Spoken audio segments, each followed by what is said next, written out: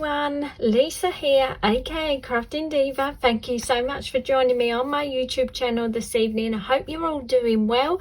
Hope you're having a lovely weekend. Happy Saturday to you all if you're watching this video on a Saturday when it's uploaded. Thank you so much for spending a bit of your time with me this evening, and tonight I've come on to share with you my project share video for the lovely Monica, aka Paper Mona. Lots of you who have been following my YouTube channel will know that I'm taking part in her 12 days of Christmas in July with the hashtag 12 days of Christmas in July, and I'm on day 10 of the little themes that Monica has been giving us to make some lovely little Christmas projects and come on and share them with you all here on YouTube. So make sure you go and follow that hashtag 12 days of Christmas in July, because it will bring up everyone's videos that are taking part in this lovely little challenge Monica has set up. Also, don't forget to go and check out Monica's channel if you've never been by her YouTube channel before. She's got a fantastic little channel there, gives you lovely tutorials, project shares,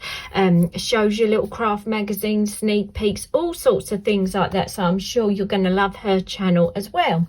So like I said, I'm on day 10 of her little prompts, and the theme Monica gave this time was pop-out card. So I wanted to make something a little bit vintage again, because I do love to craft with vintage style Christmas products. So I've used some more of my Simple Stories collection. This is the Simple Vintage Christmas, and yeah, this has got to be up there with one of my favorite collections I've ever bought in Christmas crafting. It's got some absolutely stunning vintage style papers, cut aparts, and also with this collection, because it's the 12 by 12 collection, you get a gorgeous large 12 by 12 sticker sheet with it as well.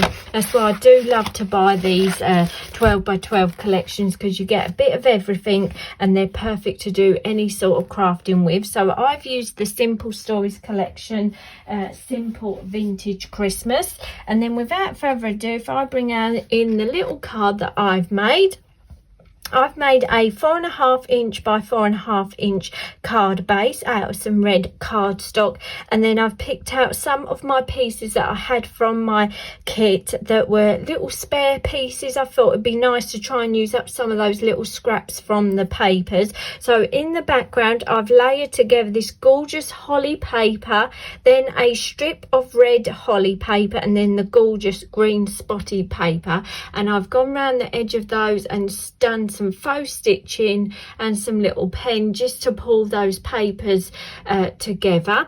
And then I've took this absolutely stunning vintage Santa cut apart, and how beautiful is he. He's definitely a vintage Santa, and this already had all this holly and the little label eggnog in the background all pre-done on that, so it's all done for you. So great for if you want to make a simple card. And then for my pop-up element, what I've done is just made a simple layer inside and made two little tabs that pop out of that gorgeous vintage red check paper. And as you can see, as you open and close the card, the little elements inside pop up, and then I've got another little topper, a gorgeous little Santa and a Merry Christmas. And then I've done again some faux stitching all around the edge of the paper, and then at the top and the bottom I've added this little scalloped edge border at the top and bottom, and again gone round the edge with my black fine liner pen.